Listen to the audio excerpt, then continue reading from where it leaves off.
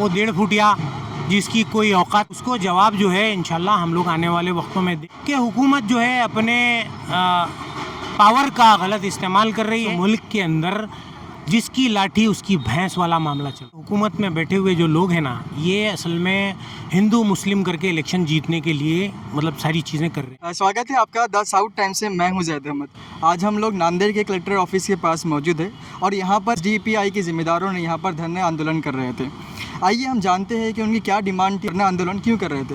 तो सर, सबसे पहले आपका नाम बताइएगा। जी, मेरा नाम एजाज़ अहमद शेख है। जी, आज ये जो धरने आंदोलन आप कर रहे थे, इसका क्या मोटिव था आपका? असल में देखिए, पिछले चंद दिनों से ख़ास तौर से और पिछले काफ़ी वक्त से मुल्क में मुस्लिम मुखालिफ सियासत की एक लहर चल रही है। तो उसी उन्वान को लेकर कि मुस्लिम विरोधी राजनीति बंद करो, इस उन्वान को लेकर social democratic party of India पूरे महाराष्ट्र में जो है आज के दिन एहतजाज कर रही है। आज 6 सितंबर है। आज पूरे मुल्क में, पूरे महाराष्ट्र में हम लोग एहतजाज कर रहे हैं। जी, हाल ही में हमने देखा कि बाबा रामगिरी महाराज ने प्रॉफिट मोहम्मद सल्लल्लाहु अलैहि वसल्लम के बारे में बुरी बुरी बातें कही और उन पर 58 FIR दर्ज हुई, लेकिन अभी तक कोई गिरफ्तारी नहीं हुई। तो इसके ऊपर आप क्या कहना चाहेंगे? देखिए, असल में इसके पीछे जो है हुकूमत है।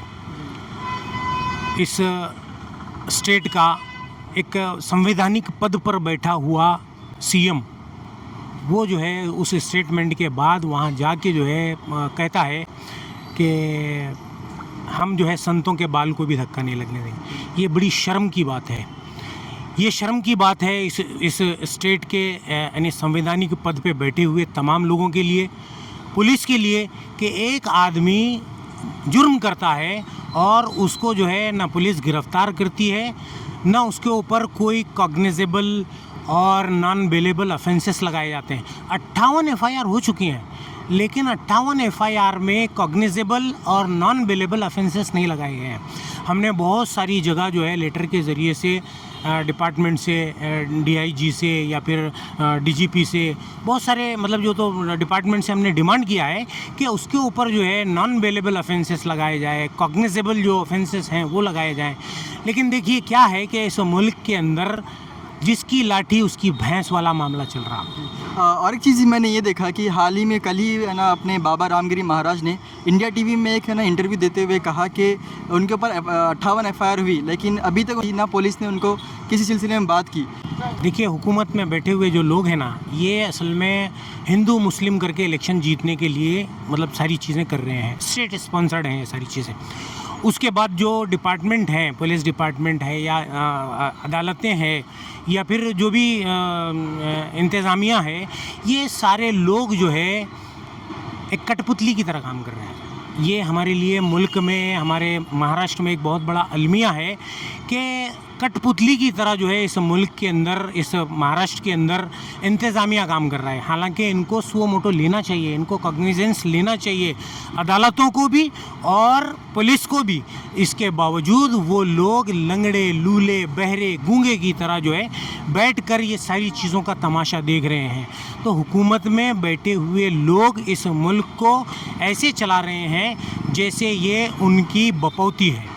मेरा आखिरी आपसे सवाल ये है कि अभी हाल ही में नासिक में नीतीश राणे ने, जो BJP के MLA हैं, तो उन्होंने मुसलमानों के ऊपर ये कहा कि मस्जिदों में घुस घुस के मारेंगे। तो इसके ऊपर आप क्या कहना चाहेंगे? देखिए, इसका जवाब तो उसकी जहाँ से वो चुन के आया ना MLA, उस इलाके के लोगों को उसको जवाब देना चाहिए। सही बोले तो उसको यानी इलेक्शन में उसका जवाब सही तरीके से देना चाहिए। उसके ऊपर भी जो है 3 FIR हो चुके हैं। 2 FIR पहले हुई थी कल, और जो है हमने एक FIR कराई है बम्बई में। 3 FIR हुई है, उसके अंदर भी जो है नॉन बेलेबल ऑफेंसेस लगे हुए हैं और सारी चीज़ें होने के बावजूद उसको अरेस्ट नहीं किया जा रहा है। तो यही है कि हुकूमत जो है अपने पावर का गलत इस्तेमाल कर रही है। वो 1.5 फुटिया जिसकी कोई औकात नहीं, लोग अजीब अजीब नामों से उसको पुकार रहे हैं। उसको शर्म आनी चाहिए कि एक जो है संवैधानिक पद पे बैठा हुआ है ना, MLA है, वो कोई ऐसा चिल्लर जो है तो आदमी नहीं है, वो कोई जो है तो ऐसा गिरा पड़ा हुआ आदमी नहीं है कि एक MLA है। लेकिन उसकी ज़ुबान देखिए, एकदम गली छाप और सड़क छाप, अपना जो तो गुंडे की तरह वो जो है अपनी ज़ुबान को इस्तेमाल कर रहा है। उसको जवाब जो है इंशाल्लाह हम लोग आने वाले वक्तों में देंगे और उसके कॉन्स्टिट्यूएंसी के लोग उसको जवाब देंगे इंशाल्लाह।